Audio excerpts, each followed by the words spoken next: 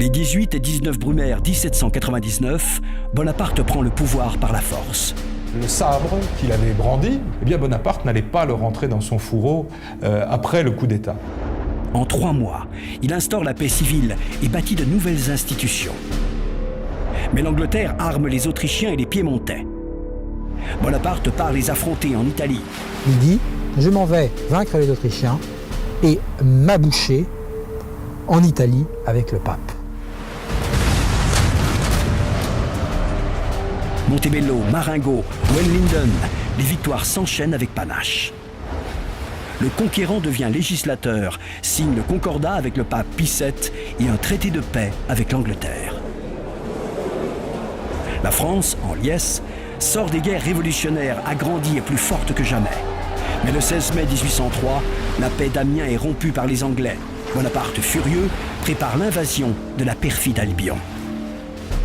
Lorsque l'accord a été signé, il l'envisageait sur une courte durée comme une espèce de répit avant la reprise des hostilités. À l'Est, la troisième coalition menace la France.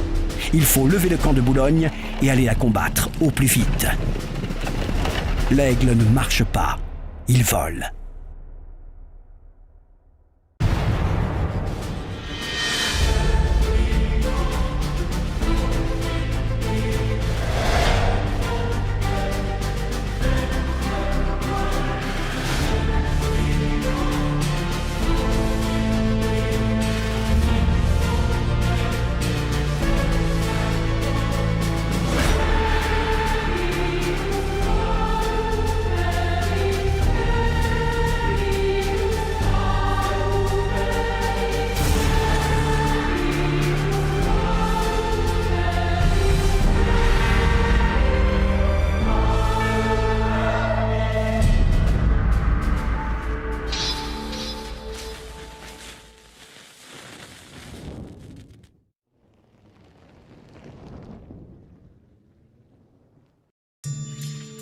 Après plusieurs sollicitations savamment orchestrées, Bonaparte décide d'accepter l'Empire. Le 18 mai 1804, le Sénat proclame Napoléon Ier empereur des Français. Bonaparte a vécu. Vive Napoléon Ier. La Constitution de l'an 12 de la République, instaurant l'Empire, est promulguée. Napoléon devient par là même empereur des Français, le second après Charlemagne. J'accepte ce titre que vous croyez utile à la gloire de la nation. Je soumets au peuple la loi de l'hérédité. Le résultat du référendum est sans appel. Sur 3 575 000 votants, à peine 2 500 votes négatifs. La France s'est donné une 4e dynastie.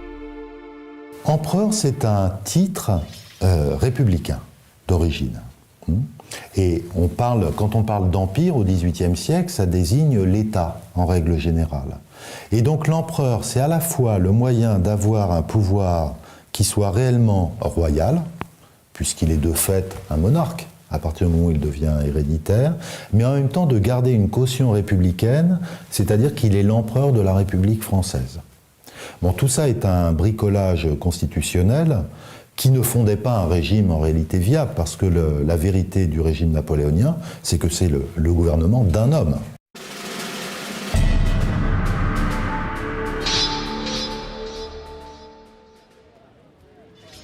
Le 19 mai 1804, 18 hommes sont nommés maréchaux de l'Empire. La plupart pour fait de guerre, quelques-uns à titre honorifique. Ils recevront leur bâton de maréchal le lendemain du sacre. Tous les grands soldats sont là. Juste récompense de la fidélité, des services et du sang versé.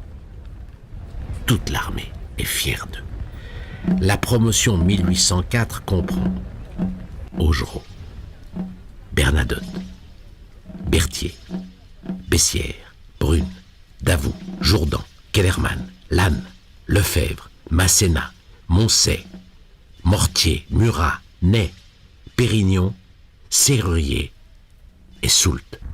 Ce sont tous, presque tous, des généraux de la Révolution. Et en 1804, lorsque Napoléon fait sa première fournée, si vous me permettez l'expression, de maréchaux, donc 14 titulaires plus 4 honoraires, c'est un acte qui n'est pas un acte militaire, c'est un acte politique. La preuve, à l'époque, l'armée est divisée en deux grands courants de sensibilité, si vous voulez, pour parler politique. Les Rhénans et les Italiens. Les Rhénans sont ceux qui ont fait les campagnes de la Révolution sur l'armée du Rhin, donc plutôt du côté du général Moreau, lequel était le rival de Bonaparte, et les Italiens, bien sûr, c'est ceux qui ont fait les campagnes d'Italie avec Napoléon. Or, il y a une animosité totale entre les deux. Et Napoléon, avec beaucoup de sens de l'équilibre, prend 7 Rhénans et 7 Italiens. Le même jour, Napoléon nomme les grands dignitaires de l'Empire. Sont nommés grand électeur le prince Joseph, connétable le prince Louis, archi-chancelier Cambacérès, archi-trésorier Lebrun. Talleyrand est fait grand chambellan, Caulaincourt grand écuyer, Ségur maître des cérémonies, Duroc grand maréchal du palais et Berthier grand veneur. L'Angleterre, elle, ne désarme pas. Un an déjà qu'elle a rompu la paix d'Amiens, que ses vaisseaux canonnent nos côtes.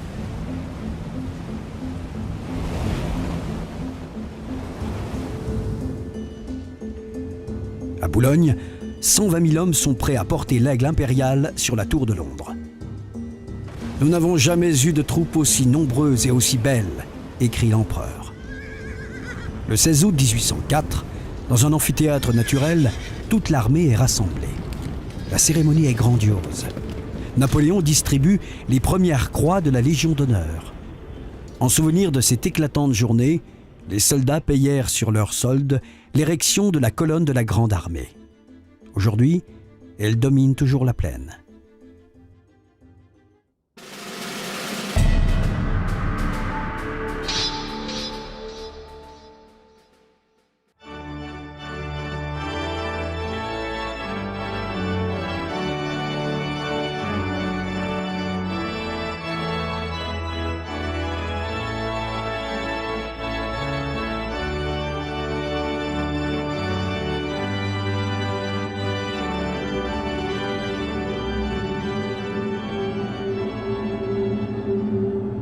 Le 2 décembre 1804, 600 000 personnes bravent un froid très vif. Elles acclament le cortège de Napoléon Ier, en route pour se faire sacrer à Notre-Dame. Le pape Pie VII l'attend au pied de l'autel.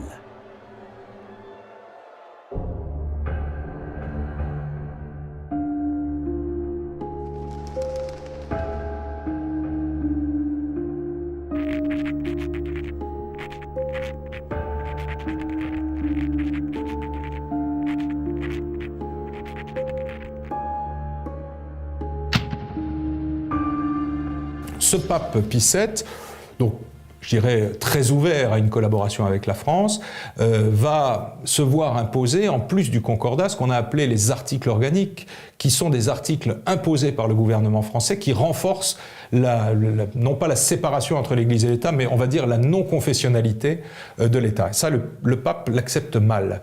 Et c'est afin de pouvoir renégocier ces articles organiques qu'il va finalement accepter de venir à Paris pour sacrer Napoléon Ier, après une négociation serrée qui a eu lieu à Rome et qui a été menée pour le compte de la France par un cardinal dont nous avons déjà entendu parler, qui est le cardinal Fesch, et qui est en réalité l'oncle de Napoléon. Il prend conscience que, gouvernant un État dominé par le catholicisme, il se doit d'être en conformité avec son peuple. Et donc, il retrouve ses racines catholiques, c'est ce qui le conduit à négocier le concordat. Il n'est pas chrétien au sens où il n'a pas une foi profonde, encore que, bon, on peut toujours évidemment s'interroger sur la question, mais en tout cas, il n'exprime pas une foi très profonde. En revanche, il exprime la volonté d'être un souverain chrétien à la tête d'un peuple chrétien. Décrire la cérémonie est inutile. Le superbe tableau de David est éloquent. Napoléon vient de se couronner lui-même et s'apprête à couronner Joséphine, reléguant le pape à un rôle de simple exécutant. En fait, la cérémonie a donné lieu à une organisation assez complexe parce que Napoléon a décidé, le jour même de la cérémonie, qu'il allait en quelque sorte se couronner lui-même.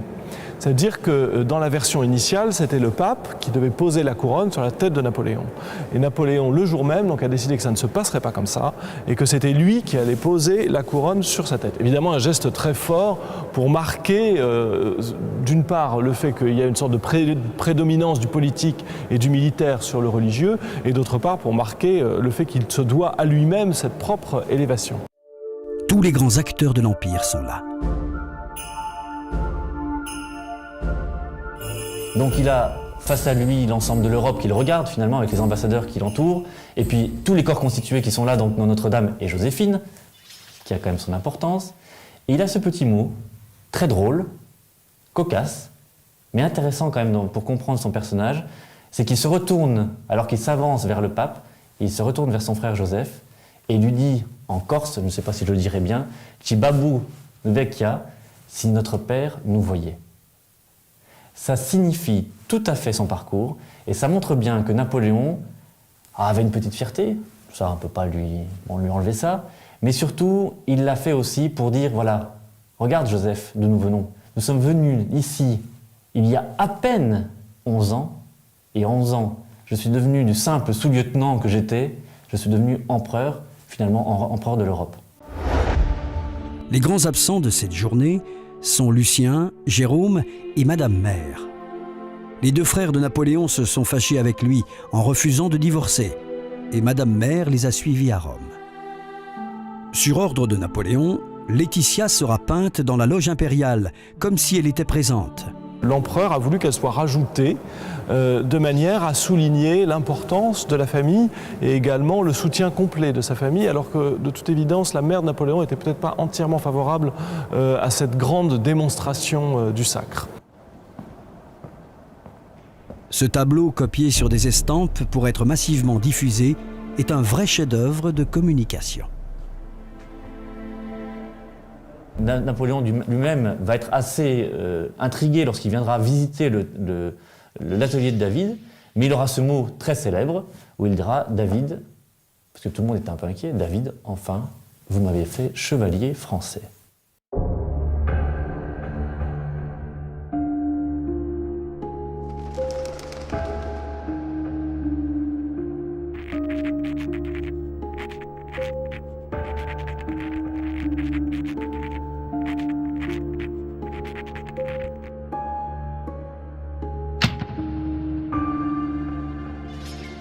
En ce 2 décembre 1804, Napoléon peut contempler avec fierté le chemin accompli depuis Toulon. Le premier empire français vient de naître. Mais notre survie est déjà menacée. En juillet 1805, la troisième coalition se constitue. Elle regroupe l'Angleterre, la Russie, l'Autriche, Naples et le royaume de Suède. En août 1805, il se rend compte que les Autrichiens veulent venir en France et ils s'avancent sur la Bavière, qui était notre allié. Ce sera un prétexte. Mais c'était juste au moment où, quand même, on préparait l'armée française à traverser la Manche pour faire un débarquement en Angleterre, parce que l'ennemi, c'était l'Angleterre. Le grand ennemi de la France, c'était l'Angleterre. Près de Boulogne, son quartier général, le château de Pont-de-Brique. C'est ici, le 13 août 1805, qu'il apprendra que l'amiral Villeneuve s'est réfugié avec sa flotte en Espagne. Cette nouvelle anéantit ses plans de conquête de l'Angleterre. Il convoque Daru et d'un trait lui dicte tout le plan de la campagne d'Austerlitz. Selon la tradition, pas un numéro de régiment ne lui échappe. L'ordre des marches, leur durée, les lieux de rassemblement, il prévoit tout. L'ennemi, dit-il, ne sait pas avec quelle rapidité je vais faire pirouetter mes 200 000 hommes. Le 23 août 1805, on s'est mis en marche vers l'Est. L'empereur nous a trouvé un surnom, il nous appelle « ces 7 torrents ». 7 torrents pour 7 corps d'armée qui déferlent vers le Rhin.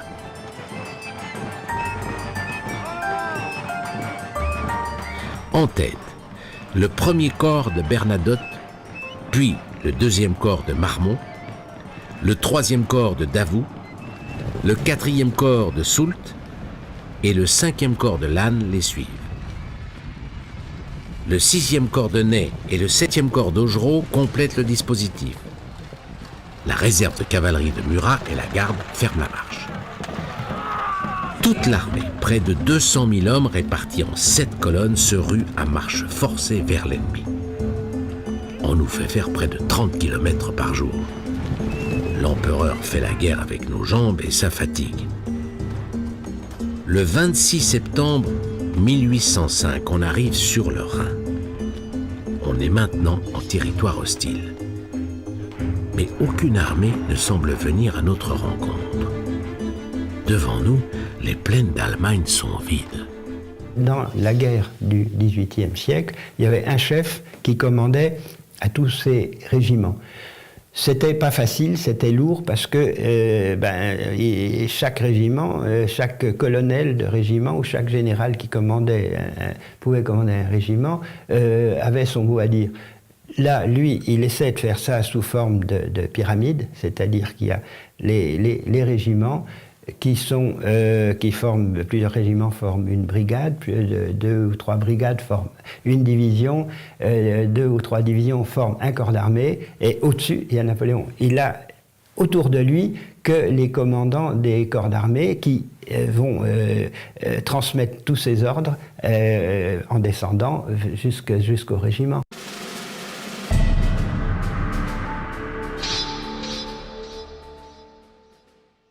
Le 7 octobre, les Français sont sur les bords du Danube. Les Autrichiens ne se doutent de rien. Mack, commandant en chef, veut marcher sur Stuttgart. Par un mouvement tournant, les Français ont déjà enveloppé la ville d'Ulm, coupant toute possibilité de retraite aux Autrichiens. Mack, enfermé dans Ulm, décide d'attendre les renforts, les soldats russes de Kutuzov. Il a quand même posté une division sur les hauteurs d'Elchingen. Le 14 octobre, le maréchal Ney inflige une cuisante défaite aux Autrichiens en prenant Elchingen à la baïonnette. En 1808, Ney deviendra le duc d'Elchingen.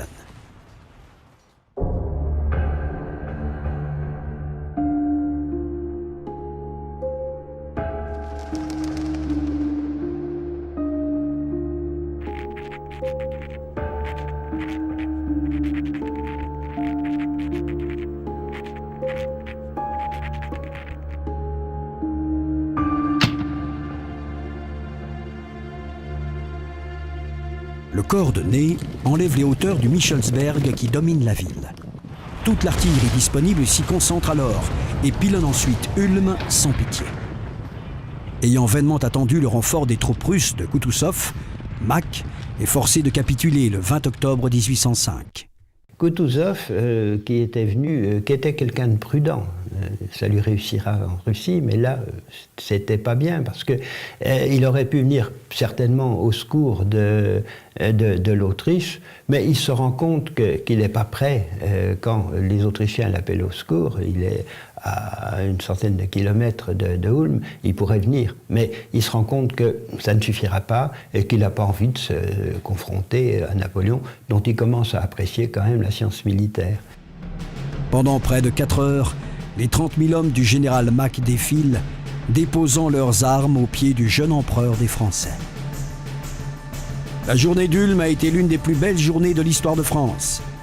C'est ainsi que commence le 6e bulletin de la Grande Armée. 2 semaines après avoir franchi le Rhin, Napoléon a réalisé son plan. La principale armée autrichienne, forte de 80 000 hommes, n'existe plus. Les Français comptent à peine 2 000 hommes hors de combat. Il écrit à Joséphine « Je vais me porter sur les Russes, ils sont perdus ». En Autriche, la capitulation de Mack a fait l'effet d'une bombe. Le 24 octobre, l'empereur fait une entrée triomphale à Munich. Mais la capitale de la Bavière n'est qu'une étape sur la route de Vienne. Sur la rive gauche du Danube, le village de Dürnstein. Le 11 novembre 1805, Mortier vit ici des heures difficiles. 30 000 Russes fondent sur 4 000 Français. L'armée du général Dupont fait basculer la victoire dans l'escarcelle des Français. Le 13 novembre, le drapeau tricolore cimé de l'Aigle d'Or flotte sur le palais de Schönbrunn, déserté par les Habsbourg. Napoléon a de quoi être satisfait.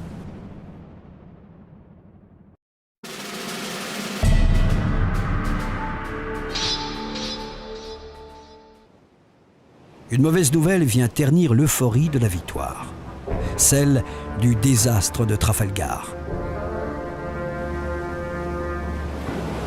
Le 21 octobre 1805, au large de Cadix, près du cap Trafalgar, la flotte anglaise, commandée par l'amiral Horatio Nelson, a remporté la plus grande victoire navale de l'histoire de la Royal Navy. Juste avant la bataille, Nelson a fait hisser un pavillon au grand mât de son vaisseau amiral, le HMS Victory. Le message dit « England expects that every man will do his duty ». Ce qui signifie « L'Angleterre attend de chaque homme qu'il fasse son devoir ». Ce message va devenir légendaire outre-Manche. Le HMS Victory, c'était le navire de Nelson durant la bataille de Trafalgar. Derrière moi, c'est le seul exemplaire restant de la première ligne de navires de guerre de la Marine royale.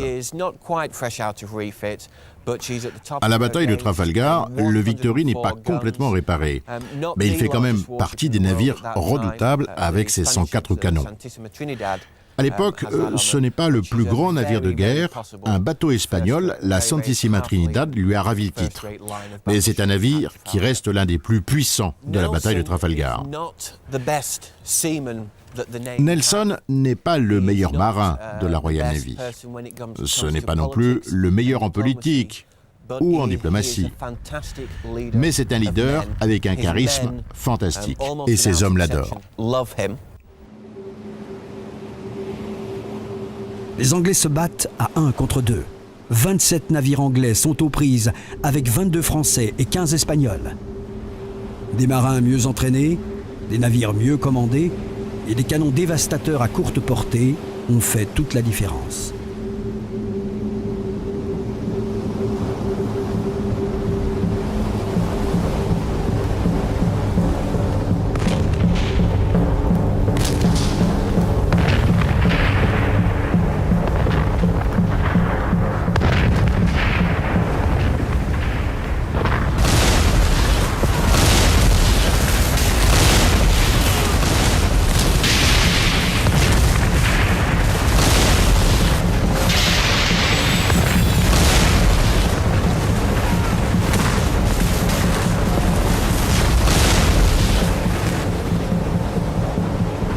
Les caronades sont des armes effroyables.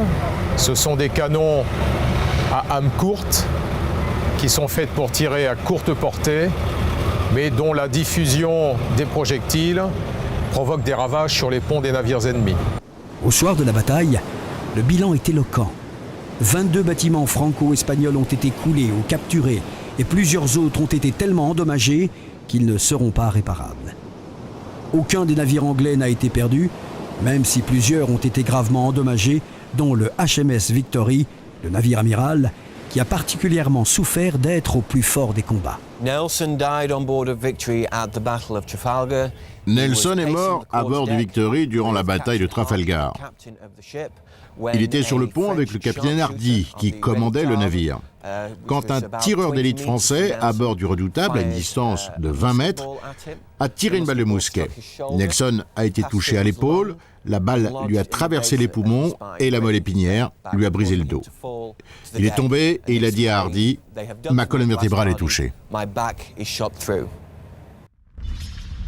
L'Angleterre est en deuil et fera à Nelson des obsèques grandioses. L'amiral Gravina, qui commandait la flotte espagnole, a lui aussi trouvé la mort. Après la bataille, les Anglais ne comptent dans leur rang que 400 morts et 1200 blessés. Chez nous, Espagnols compris, les pertes sont de 2500 morts, 4000 blessés et surtout 7000 disparus. C'est une catastrophe. Le courrier a mis presque un mois pour remonter du sud de l'Espagne jusqu'à Napoléon. Il l'apprend le 17 novembre. Alors après la bataille de Trafalgar, l'amiral Villeneuve parvient à regagner la France et il est immédiatement mis aux arrêts. Napoléon est furieux, évidemment. Il veut le faire traduire en justice, en cour martiale. Villeneuve s'installe à Rennes et avant son procès, il se suicide. Alors il se suicide, certains ont dit qu'il avait été assassiné, mais bon, il s'est suicidé d'une façon assez normale, et puis surtout il a laissé une lettre pour expliquer les raisons de son geste.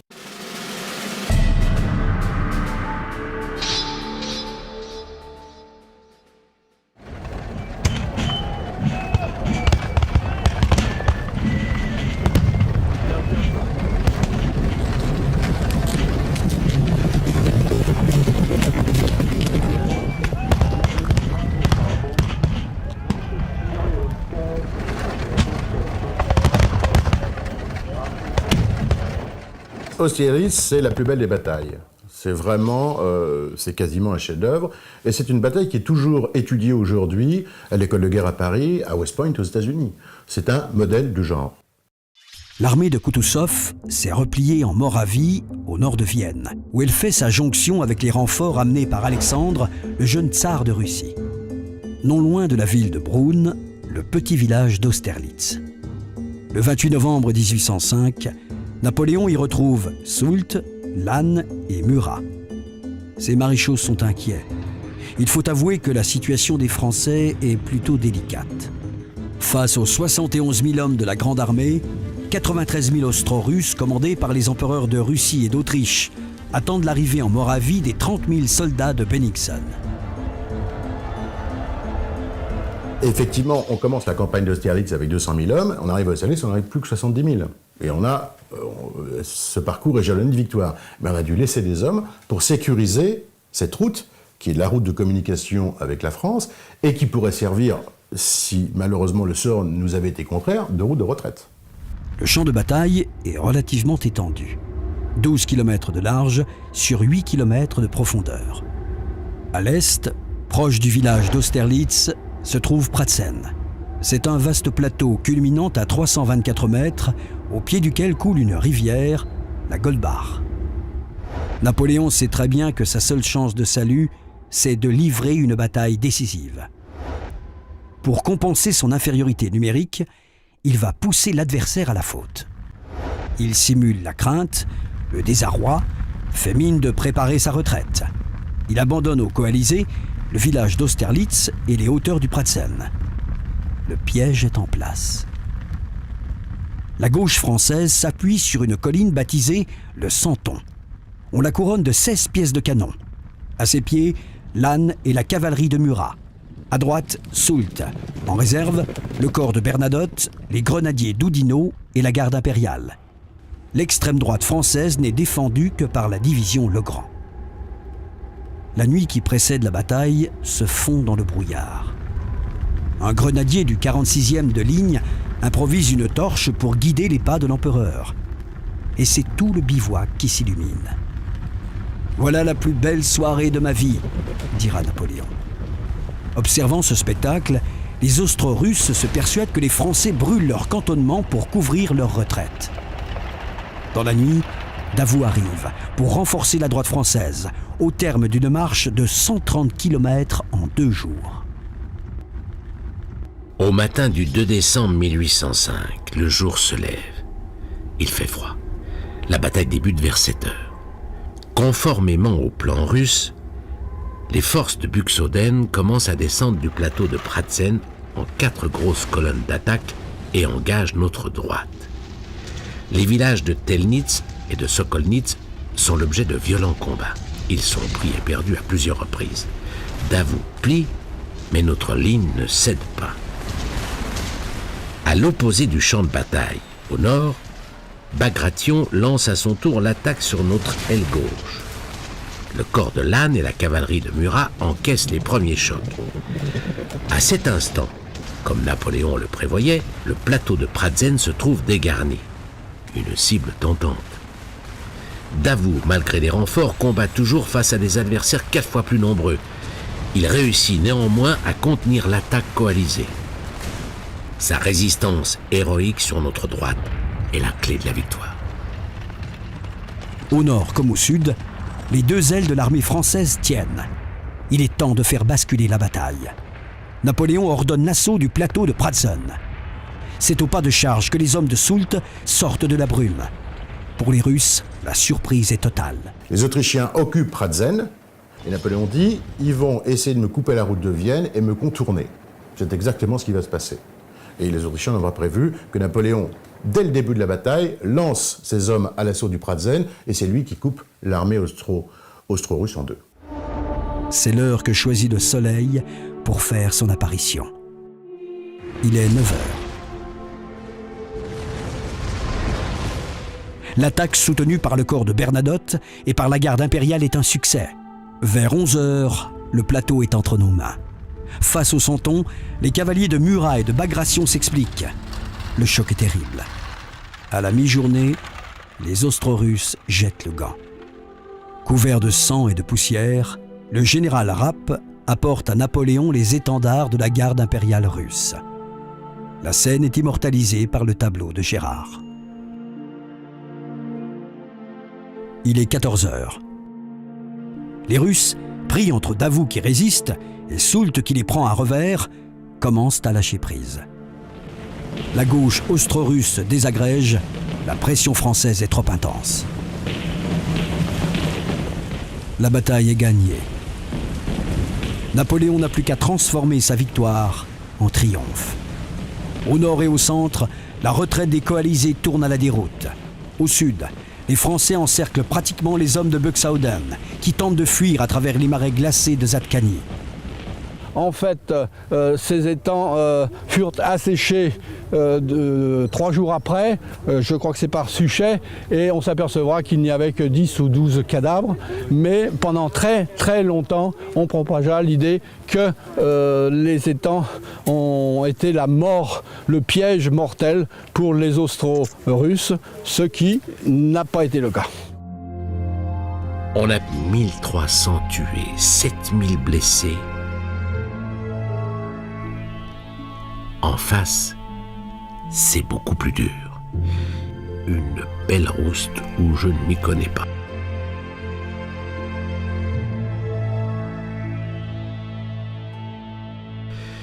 Tous les étendards de la garde impériale russe ont été capturés, ainsi que 120 canons.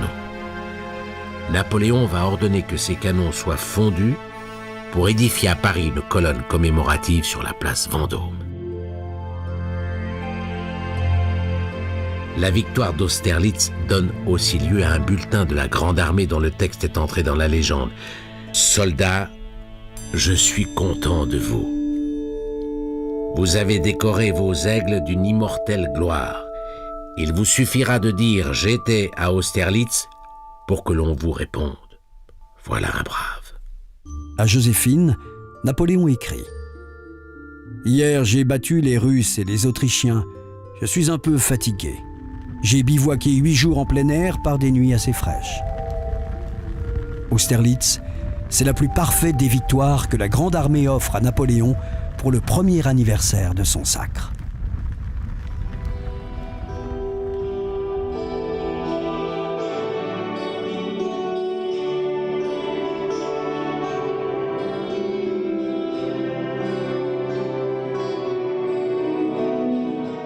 Après la bataille d'Austerlitz, qui s'est déroulée le 2 décembre 1805, l'armistice a été signé dans une salle devenue historique.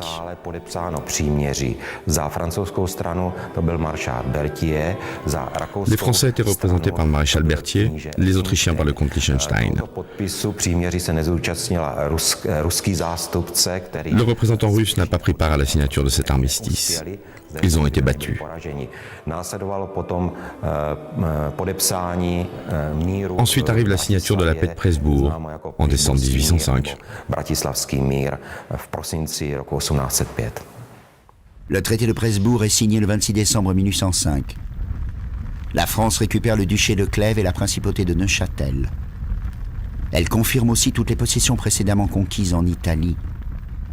La Bavière et le Wurtemberg deviennent des royaumes indépendants, entrant dans notre sphère d'influence. L'Autriche abandonne de plus ses possessions vénitiennes, l'Istrie et la Dalmatie, au profit du royaume d'Italie. Le Hanovre est cédé à la Prusse. Toutes ces modifications secouent en profondeur l'Europe centrale. Le Saint-Empire romain germanique, vieux de presque 7 siècles et composé d'une mosaïque d'États, n'y résiste pas. Le plus vieil empire d'Europe s'écroule comme un château de cartes. En juillet 1806, La création de la Confédération des États du Rhin lui portera le coup fatal.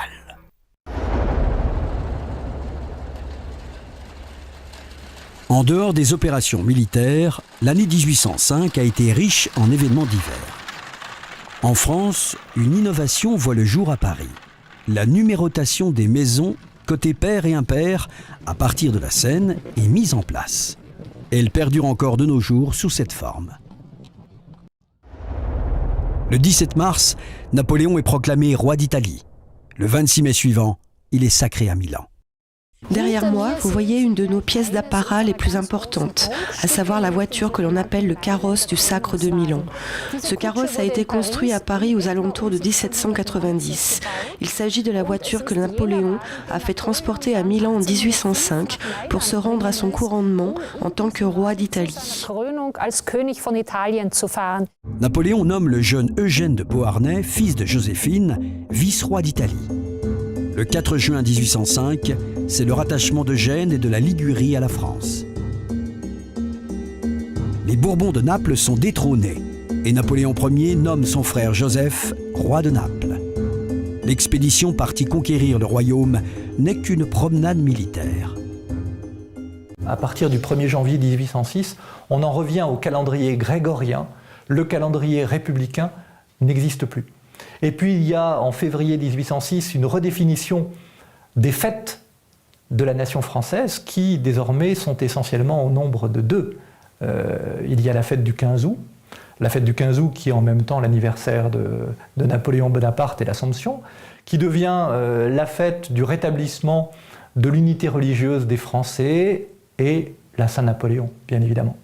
Et puis il y a le premier dimanche de décembre, qui va pouvoir commémorer à la fois Austerlitz et le Sacre. Et on voit que les fêtes qu'on propose aux Français sont des fêtes qui sont très liées à un homme qui devient à ce moment-là l'objet d'un culte civique en quelque sorte, qui s'éloigne un petit peu des principes républicains.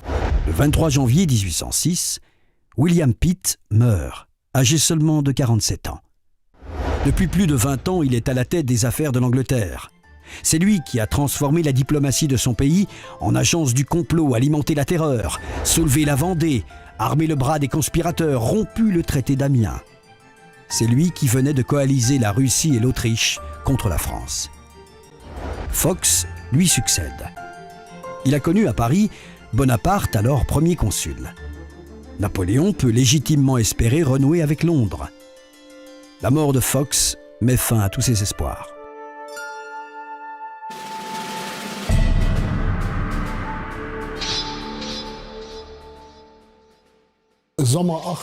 À l'été 1806, un conflit éclate entre le royaume de Prusse et l'Empire français. La pomme des discordes, c'est la principauté du Hanovre, que Napoléon avait tout d'abord promise à la Prusse avant de la proposer aux Anglais. Poussé par sa femme, la reine Louise de Prusse, et son entourage favorable à la guerre, le roi de Prusse envoie ensuite un ultimatum à la France. Les conditions sont telles que la guerre devient inévitable.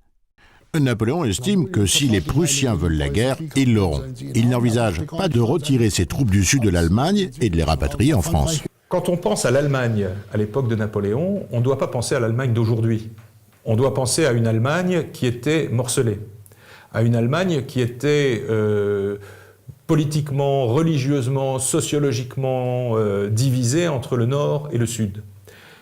Tous les États du sud, la Bavière, le Wurtemberg, le Bade, étaient des alliés naturels de la France. Parce qu'ils considéraient que la France était le troisième homme de l'Allemagne en quelque sorte. Pour échapper à la domination autrichienne ou prussienne, il fallait faire entrer un troisième allié. Et cet allié, c'était la France. Et puis il y avait les puissances du Nord. La puissance du Nord avec le Hanovre, qui était le roi de Hanovre était le roi d'Angleterre, donc on voit bien qu'il ne pouvait pas s'entendre très bien avec la France. Et puis la Prusse, qui elle avait de grandes ambitions essentiellement territoriales, parce que la Prusse à ce moment-là était géographiquement un petit pays, donc elle voulait étendre, protéger que le Brandebourg soit protégé par une plus grande étendue. Et donc on voit bien qu'entre le nord et le sud de l'Allemagne, il y avait à ce moment-là des frottements qui donnent des guerres. Le moment est cependant particulièrement dangereux pour la Prusse. La Russie doit encore réorganiser son armée. Quant à l'Autriche, elle est exsangue après Ulm et Austerlitz. L'Angleterre se contente, comme d'habitude, de fournir armes et argent. Au cœur de cette 4e coalition, la Prusse devra faire face seule aux Français. L'enthousiasme règne de l'autre côté du Rhin. La morgue des officiers prussiens est sans limite. À Berlin, ils vont jusqu'à aiguiser leurs sabres sur les marches de l'ambassade de France. L'empereur passe le Rhin le 1er octobre 1806. Son armée est divisée en 7 corps. Un 8e corps, sous les ordres de Mortier, se rassemble sur les frontières de la Westphalie. Napoléon est arrivé à Bamberg le 7 octobre. Ici, il parle aux soldats. Il leur dit « Voulez-vous retourner dans votre patrie en lâche ou bien rentrer à Paris en brillant vainqueur ?» Ils se sont tous écriés « Hurrah !» et se sont mis en marche. Beaucoup, c'est les valeurs qui animaient donc la Grande Armée, on l'a vu, c'était l'armée de la nation, il faut le rappeler, jusqu'à Friedland, c'est quand même une armée pratiquement nationale qui se bat justement contre les despotes européens, contre la monarchie féodale que représentent les États comme la Prusse, la Russie et l'Autriche. Et ils sont convaincus justement de leur destin et de leur combat. Ils se battent pour un idéal. Chacun de nos corps d'armée est en fait une petite armée en miniature, disposant d'une masse d'infanterie soutenue par de la cavalerie, de l'artillerie et des troupes du génie. Commandées par les maréchaux les plus compétents, ces unités nous permettent de combattre isolément.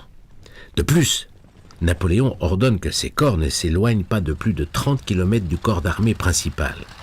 Ainsi, dans le cas où l'un de ces corps isolés rencontrerait le gros de l'armée adverse, le corps principal pourrait lui porter rapidement secours. Inversement, dans le cas où le corps principal rencontrerait le gros de l'armée adverse, tous les corps isolés pourraient rapidement rejoindre la bataille principale. Pas mal comme idée. La flexibilité et la souplesse de cette tactique, alliée à des commandants jeunes, compétents et motivés, vont être à la base de toutes nos victoires dans les premières années de l'Empire. Lannes et Augereau, avec environ 40 000 hommes, marchent sur la gauche vers Saalfeld. Soult et Ney, renforcés par des Bavarois, avancent sur la droite vers Hof, avec environ 50 000 hommes. Napoléon, avec la garde, Murat, Davout et Bernadotte, soit 70 000 hommes, se dirigent vers Schleiz.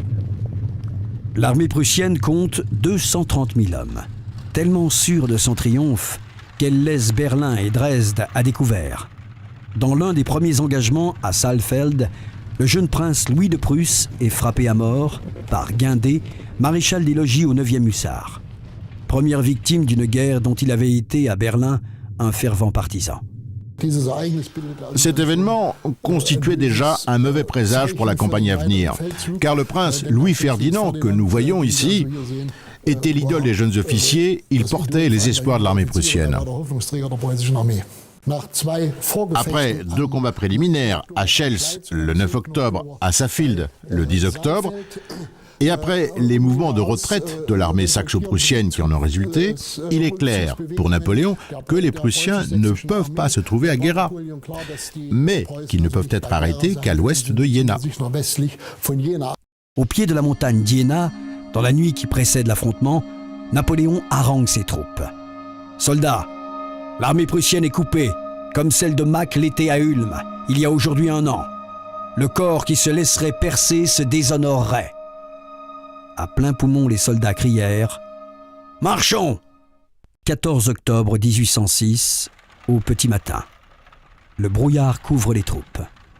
Un pâle soleil d'hiver se lève. Les 2 armées se font face à une petite portée de canon. En moins d'1 heure, l'action devient générale.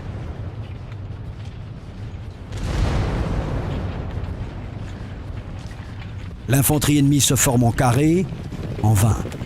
On les enfonce tous. En milieu d'après-midi, la déroute des Prussiens est totale.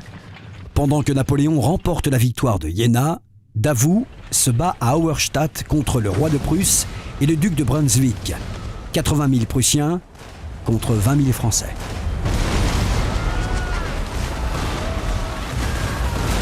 Les avant-gardes des 2 armées viennent buter par surprise l'une contre l'autre.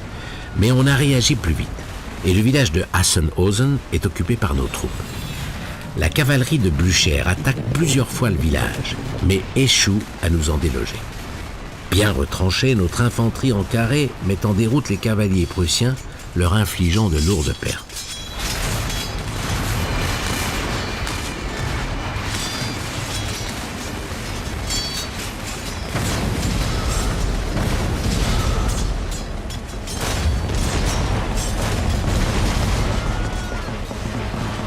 Brunswick est mortellement blessé et le roi Frédéric Guillaume prend alors le commandement. Bientôt, les lignes prussiennes sont enfoncées. Encore une fois, la rapidité de réaction des commandants et l'enthousiasme de nos soldats ont fait la différence. Davout, qui était le grand stratège, l'homme difficile, maussade, compliqué, mais un extraordinaire homme sur le terrain, et que Napoléon estimait sans beaucoup l'aimer. Il faut dire que Napoléon était un petit peu jaloux parce que pendant qu'il gagnait la campagne d'Iéna, la bataille d'Iéna, Davout a remporté le même jour, pas très loin, la victoire d'Austerlitz. Le soir, Davout écrit à sa femme « Commencée à 7 h du matin, la bataille de Austerlitz était gagnée à 4 h. Elle coûtait au roi de Prusse 3 généraux, dont Brunswick, 50 000 hommes, et son royaume. » En 1808, Napoléon fera de Davout le duc d'Auerstadt.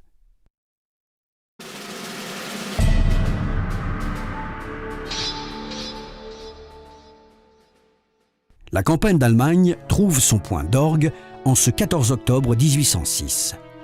En une journée, les troupes françaises ont culbuté les deux principales armées prussiennes, ont mis hors de combat 45 000 soldats et ont capturé la quasi-totalité de leur parc d'artillerie, 300 bouches à feu. La grande armée fond sur la Prusse, comme un aigle sur sa proie. Le général Lassalle et sa brigade infernale sont aux avant-postes.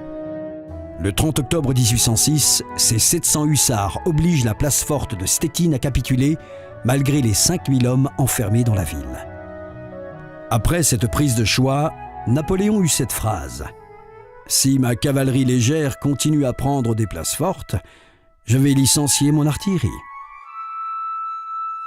Le 7 novembre 1806, après une poursuite effrénée, Blücher, acculé dans Lübeck, doit accepter de capituler.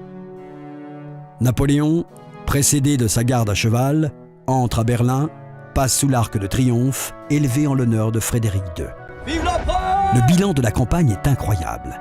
En moins d'un mois, Napoléon a détruit l'armée prussienne forte de près de 140 000 hommes. Le roi de Prusse doit accepter des conditions de paix draconiennes.